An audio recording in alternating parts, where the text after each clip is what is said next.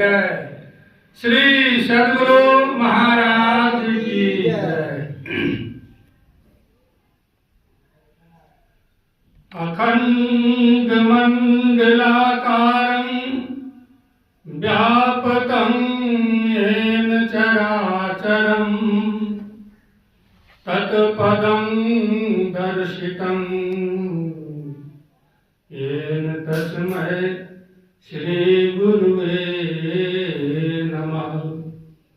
गुरुर्ब्रह्मा गुरुर्विष्णु गुरुर्देव महेश्वरः गुरु साक्षात् परम ब्रह्म तस्मै श्री गुरुवे नमः। सदा रहूं संतोष में धर्म आप दृढ़ार, आशा एक गुरुदेव की और न चित विचार। आशा एक गुरुदेव की और न चित विचार।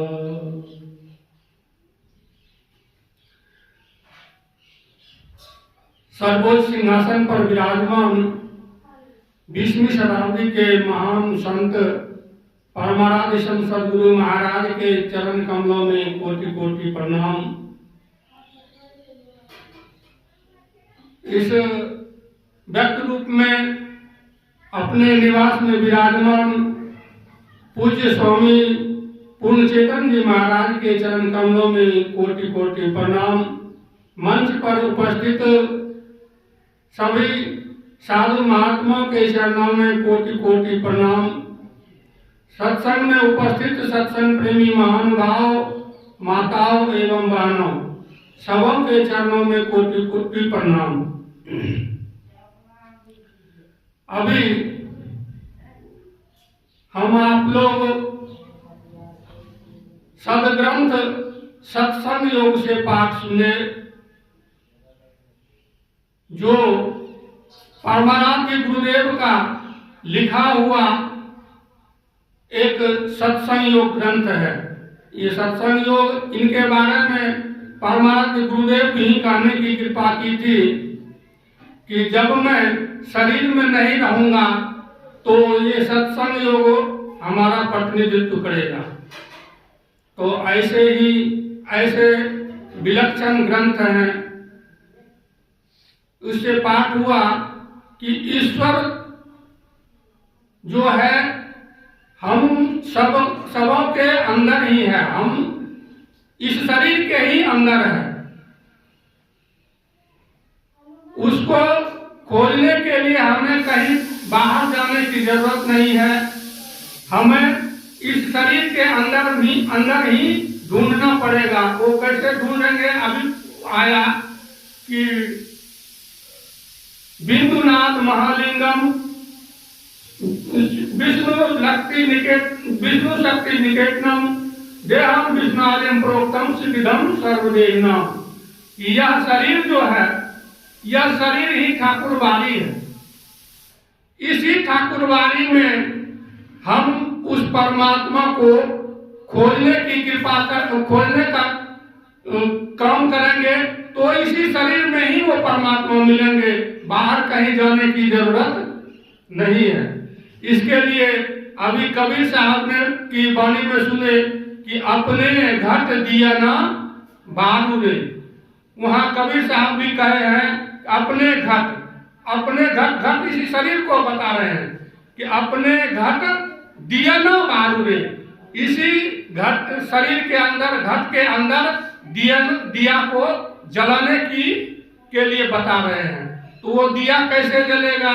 तो इसके लिए हमें संत सद्गुरु के पास में जाना पड़ेगा और उनसे शिक्षा दीक्षा ग्रहण करके और उनके कथनानुसार हम चलेंगे, तब उस परमात्मा को अपने घट में, अपने इस शरीर में ही जान सकेंगे। तो इसके लिए कबीर साहब ने क्या कहा है कि नाम का तेल सूरत की बाती ब्रह्म अगिन उदगार उदे। नाम वही है मानस जप, जो हमको दीक्षा में गुरु मंत्र मिला है वही नाम, उसी का क्या करें कि बारंबार उसको जपना पड़ेगा, हमको सुमिरन करना पड़ेगा।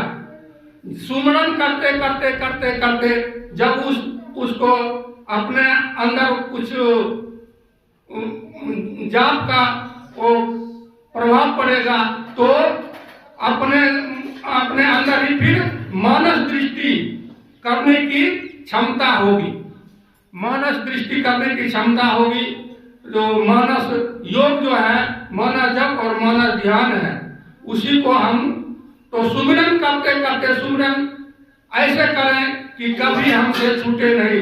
हर हमेशा सुमिरन करने के लिए कोशिश करना चाहिए कि सोते बैठते जागते उठते बैठते चलते फिरते खाते पीते स्नान करते भी कभी भी हमें ये नहीं सोचना चाहिए कि मंत्र को हम छोड़ दें। हमें हमारा मन ऐसा होना चाहिए कि हर हमेशा मंत्र में लगा रहे, जाप में लगा रहे।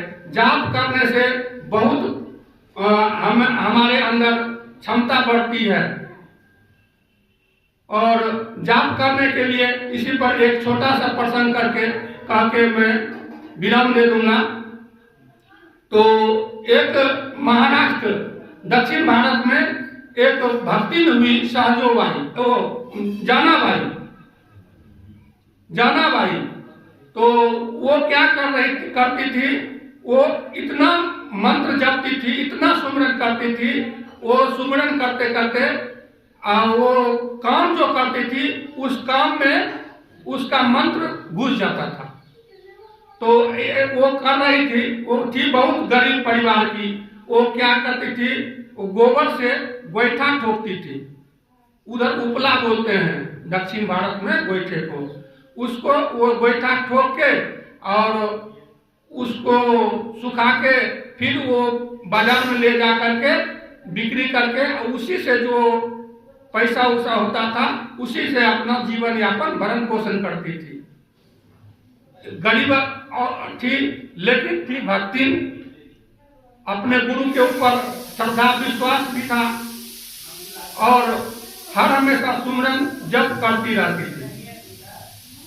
तो एक दिन क्या हुआ कि गोईठा ठोक के वो दीवार में चिपका दिया था और अपने घर में काम कर रही थी। एक पड़ोस की एक दूसरी महिला थी, उसके मन में हो गया खोट। उसने क्या किया, उसमें से दो चार उनका जो गोईठा ठोका हुआ था, चिपकाया हुआ था, उसका निकाल के वो अपने वाले गोईठे में मिला दिया, उसकी पड़ोसी। तो आई जनाबाई आई तो देख लिया कि ये हमारा गोईठा है नहीं, इधर से निकला हुआ है और ये लग रहा है इस गोईठे में ये मेरा गोईठा है। उसने पहचान लिया उस गोईठे को।